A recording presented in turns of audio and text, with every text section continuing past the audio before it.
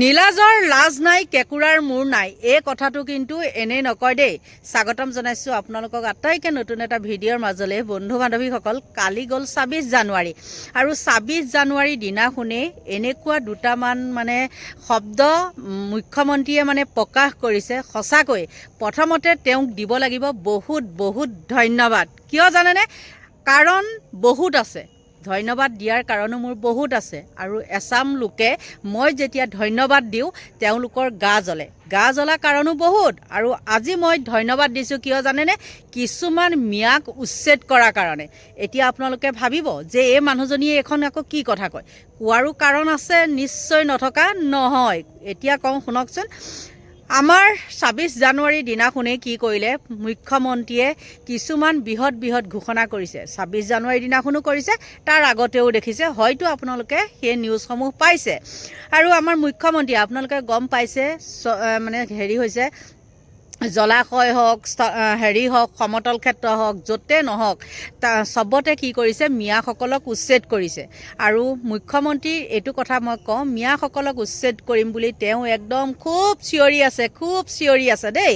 আৰু তাৰপিছতে তৈয়াৰ হৈছে পাহাৰসমূহত উচ্ছেদ কৰিবলৈ।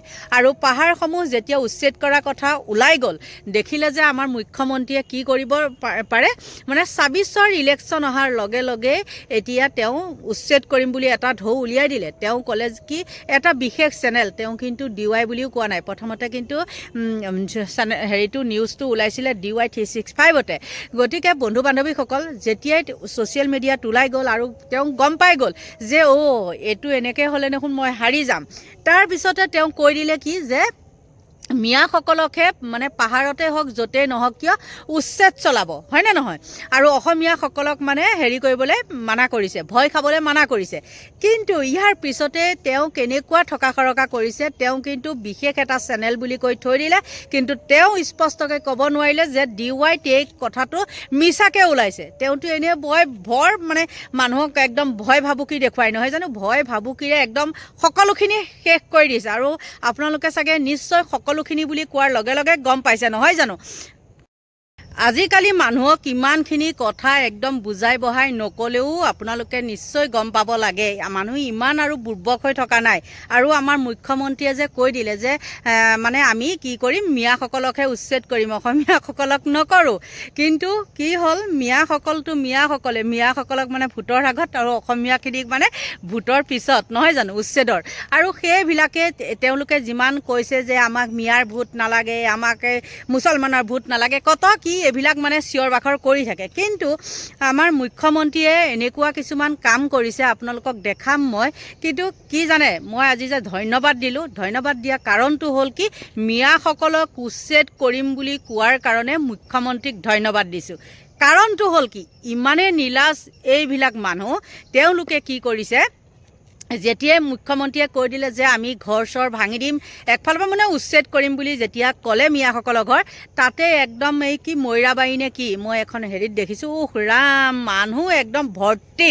আৰু এইসকল বাৰু কোন মানুহ হয়, আমাৰ মুখ্যমন্ত্ৰীয়ে ক'ব পাৰিবনে?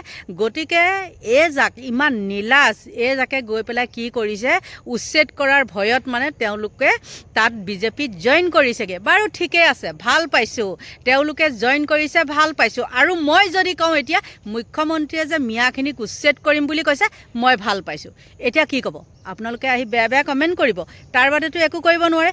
গতিকে নীলাজৰ লাজ নাই কেকুৰাৰ মূৰ নাই। আৰু এই মিয়া জাকৰ সঁচাকৈ যিখিনি মানুহ আছে একেবাৰে লাজ নাই। বন্ধু বান্ধৱীসকল, কি ধৰণৰ মানুহ চাওকচোন, আপোনালোকে নিজে চাই লওক কেনেকুৱা ধৰণৰ মানুহে বাস কৰিছে এইখন পৃথিৱীত। গতিকে মিয়াসকল আছে নে আমাৰ হিন্দুসকল আছে, আপোনালোকে চাওক। চিন্তা কৰিব লাগিব, আমাৰ উন্নয়নৰ চিন্তা কৰিব লাগিব। আমি এইখিনি কৈ আছো, মোৰ তৰফৰ পৰা যদি কিবা ভুল কাউন্টি হৈছে, শহীদ আলী, হজৰত আলী,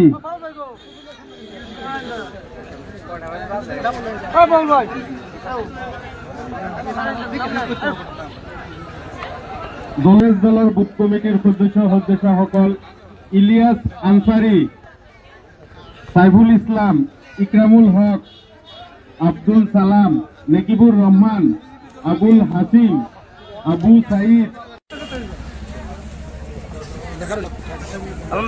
এবাৰ দিয়াৰ পিছত আপোনালোক আহি যাওক, বাকী 2-3জন মানুহ থাকিলেই হ'ল।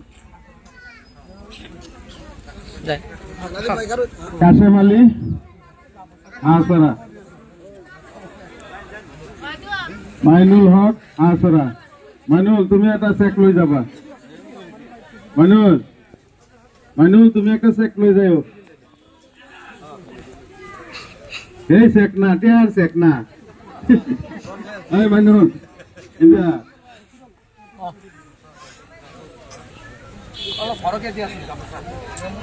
আইনুল হক দোলাপাড়া,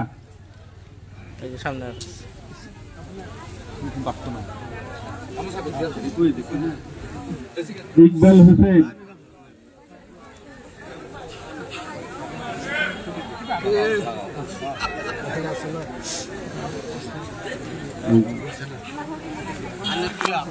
আজি এক উদুলি পৰিৱেশ। ইয়াত ভাৰতীয় জনতা পাৰ্টীৰ মৈৰাবাৰী মণ্ডলৰ অন্তৰ্গত দুলৈগাঁও পঞ্চায়তত আজি এক বৃহৎ যোগদান কাৰ্যসূচী অনুষ্ঠিত হ'ল।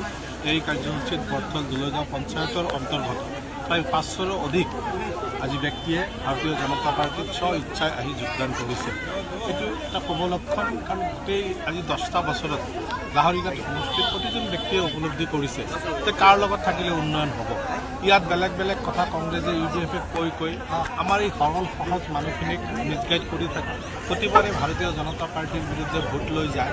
এই কথা মানুহে এতিয়া নিজে উপলব্ধি কৰিছে, কাৰ লগত থাকিলে আমাৰ ব্ৰহ্মপুত্ৰ নদীৰ প্ৰটেকশ্যন হ'ব, কাৰ লগত থাকিলে আমি বানপানীৰ পৰা মুক্তি পাম, কাৰ লগত থাকিলে আমাৰ এই অঞ্চলৰ ৰাস্তা ঘাটৰ আজি অৱস্থা যি অৱস্থা সেইটো কাৰ লগত থাকিলে ভাল হ'ব, সেই কথা নিজে উপলব্ধি কৰি আৰু যোৱা 10টা বছৰত ভাৰতীয় জনতা পাৰ্টীৰ চৰকাৰৰ এই মুখ্যমন্ত্ৰী ডক্টৰ হিমন্ত বিশ্ব শৰ্মা ডাঙৰীয়াৰ যি নেতৃত্ব, এই নেতৃত্বত সকলোৱে সুখী হৈ নিজে স্ব ইচ্ছাই আমাৰ সংখ্যালঘু মানুহখিনি আজি ভাৰতীয় জনতা পাৰ্টীৰ লগত যোগদান কৰিছে। ৰাইজে যেনেকুৱা ধৰণে সঁহাৰি দিছে, এই সঁহাৰিত আপুনি ভাবে নেকি যে লাহৰীঘাট সমষ্টি উদ্ধাৰ কৰিব পাৰিব? আগতীয়াকৈ নকওঁ, ইলেকশ্যন আৰু 2 মাহ আছে। এই 2 মাহত ৰাইজে যিভাৱে আজি ভাৰতীয় জনতা পাৰ্টীক আঁকোৱালি লৈ আছে, ইয়াত যে কংগ্ৰেছ আৰু UDFৰ অস্তিত্ব নাথাকিব এই কথা আজি ক'লে কোনেও বিশ্বাস নকৰে। এইটো সময়ত তেওঁলোকে চবেই গম পাব যে এইবাৰ বেলেট পেপাৰত আজি বা বেলেট বক্সত ভাৰতীয় জনতা পাৰ্টীৰ কাৰণে ৰাইজে আজি লাহৰীঘাটত কেনেভাৱে প্ৰস্তুত হৈ আছে। এই নীলাজখিনি কাৰুকাৰ্য আপোনালোকে দেখিলে নহয়নে? গতিকে বন্ধু বান্ধৱীসকল আপোনালোকে কওকচোন, এতিয়া মুখ্যমন্ত্ৰীক ধন্যবাদ দিব লাগিব নে নালাগে? কিন্তু মোৰ ফালৰ পৰা মই মুখ্যমন্ত্ৰীক বহুত ধন্যবাদ দিছোঁ। তেওঁ যি পদক্ষেপ লৈছে একদম সুন্দৰ পদক্ষেপ লৈছে। প্ৰতিটো কথাতে মুখ্যমন্ত্ৰীক আমি বিৰোধ কৰিলেও নহ'ব, কাৰণ এই নীলাজজাকৰ কাৰণে দেশখন শেষ, হয় নে নহয়? গতিকে আমি এতিয়া কি কৰিব লাগিব? তেওঁলোকক আমি এতিয়া মুখ্যমন্ত্ৰীক ছাপোৰ্ট কৰিব লাগিব, নকৰিলেতো নহ'ব। এই নীলাজবিলাকৰ কাৰণে আমি চৰকাৰৰ লগত যুঁজি বাগি মৰিলে হ'ব নেকি? নিশ্চয় নহ'ব, নহয় জানো? গতিকে বন্ধু বান্ধৱীসকল, শেষত আপোনালোকে চাওক আমাৰ মুখ্যমন্ত্ৰীয়ে কি পদক্ষেপ লৈছে। গুৱাহাটীৰ পাহাৰত থকা মিয়াৰ বিপদ অনিবাৰ্য। পাহাৰত থকা মিয়াৰ বিৰুদ্ধে শীঘ্ৰেই উচ্ছেদ অভিযান। মিয়াৰ বিৰুদ্ধে বেয়া খবৰ হ'লেও পাহাৰত থকা অসমীয়া লোকসকলে চিন্তা কৰাৰ কোনো প্ৰয়োজন নাই। অসমীয়া লোকক উচ্ছেদ নকৰে চৰকাৰে। গুৱাহাটীৰ বিভিন্ন পাহাৰৰ ওপৰত থকা মিয়াৰ বিৰুদ্ধেহে চলিব অভিযান। মিয়াৰ আগ্ৰাসনত পৰিছে গুৱাহাটীৰ কেইবাখনো পাহাৰ। বিভিন্ন স্থানৰ পৰা আহি একাংশ মিয়াই দখল কৰিছে গুৱাহাটীৰ পাহাৰৰ মাটি। গুৱাহাটীৰ পাহাৰৰ ওপৰত থকা মিয়ালৈ যাব জাননী। এটা মিছা প্ৰচাৰ এটা চবেই চলাই আছে, যেতিয়া ইলেকশ্যনৰ দিনাখনলৈ এটাও উচ্ছেদ নহ'ব। উচ্ছেদ খালি মিয়াৰে হয় অসমত, অসমীয়াৰ কেনেকে উচ্ছেদ হ'ব? গতিকে এইটো যে এটা অসত্য কথা প্ৰচাৰ কৰি আছে, এইটো এটা টেলিভিছন চেনেলে প্ৰচাৰ কৰি আছে। যেতিয়া ইলেকশ্যনৰ দিনাখন এটাও উচ্ছেদ নহ'ব, পাহাৰৰ মানুহখিনিয়ে নক'ব জানো আমাক ইমান টেনশ্যন, ইমান চিন্তাত অকল মিডিয়াকেইটাই পেলোৱালে বুলি? ভাবিব নাই কওকচোন? এখন নটিচ আছে নেকি? নটিচ হ'ব। গুৱাহাটীৰ পাহাৰৰ ওপৰত যদি মিয়া আছে, মিয়াৰ ওপৰত নটিচ হ'ব, কিন্তু অসমীয়াৰ ওপৰতো নটিচ নহয়। এইটো এটা অসত্য কথা প্ৰচাৰ কৰি আছে কেইদিনমানৰ পৰা। চৰকাৰী মাটি, পাহাৰৰ মাটি বেদখল কৰা মিয়াই ৰেহাই নাপাব কোনো কাৰণত। গুৱাহাটীৰ পাহাৰে পাহাৰে মাটি বেদখল কৰা সকলো মিয়াই এৰিব লাগিব মাটি। কিন্তু অসমত অসমীয়াৰ উচ্ছেদ নহয় সেই কথা স্পষ্ট অৱশ্যে নিৰ্বাচনলৈকে কোনো ধৰণৰ উচ্ছেদ নহয় গুৱাহাটীৰ পাহাৰত কোন পাহাৰত এতিয়া এভিকশ্যন হ'ল কওকচোন মইতো আজি সৰ্বানন্দ সোণোৱাল আৰু মোৰ কিমান দিন হৈ গ'ল 9 বছৰ 10 মাহ হৈ গ'ল 9 বছৰ 10 মাহত গুৱাহাটী নৱগ্ৰহ নুনমাটি কোনটো পাহাৰত এভিকশ্যন হ'ল ৰাইজ শংকিত আপোনালোকে কৰিছে আপোনালোকে আজি কথাটো ক্ষমা খুজিব লাগে অপপ্ৰচাৰ কোনে কৰি আছে মিডিয়াই আপোনালোকে কৰে আপোনালোকে প্ৰশ্ন সোধে অপপ্ৰচাৰটো মই এটা পাৰ্টিকুলাৰ চেনেলত দেখিছো পাহাৰৰ মাটি বেদখলৰ বিৰুদ্ধে কঠোৰ মুখ্যমন্ত্ৰী গোৱালপাৰা নগাঁও ধুবুৰী আদিকে ধৰি বিভিন্ন স্থানৰ পৰা আহি গুৱাহাটীৰ পাহাৰত মাটি বেদখল কৰা মিয়ালৈ সাৱধানবাণী মুখ্যমন্ত্ৰী হিমন্ত বিশ্ব শৰ্মা পাহাৰত যদি মিয়া আছে তেনেহলে উচ্ছেদ হোৱাটো নিশ্চিত ইফালে পাহাৰত থকা খিলঞ্জীয়া অসমীয়া লোককো উচ্ছেদ চলাব বুলি ভুৱা বাতৰি প্ৰচাৰ কৰা সম্পৰ্কত স্পষ্ট কৰি দিয়ে মুখ্যমন্ত্ৰীয়ে কোনো কাৰণত অসমীয়া লোকক উচ্ছেদ নকৰে চৰকাৰে সেয়া নিশ্চিত দেখিলে নহয়নে গতিকে সুন্দৰ আৰু শেষত কওঁ মুখ্যমন্ত্ৰীক এটাই অনুৰোধ কৰোঁ আপুনি এতিয়া যি কথা কৈছে যি কথা নেকি কৈ পেলাই ৰাইজক মানে কি বুলি ক'ব লাগিব বিশ্বাস দিছে সেই বিশ্বাসটো যাতে আপোনালোকে ৰাখে গতিকে মুখ্যমন্ত্ৰীকো কি ক'ব লাগিব দীৰ্ঘায়ু কামনা কৰিছোঁ আৰু এই নীলাস জাককো যাতে ইয়াৰ পৰা আঁতৰাই তাকেই কামনা কৰি মোৰ ভিডিঅ'টো ইমানতে সামৰণি মাৰিছোঁ বাই বাই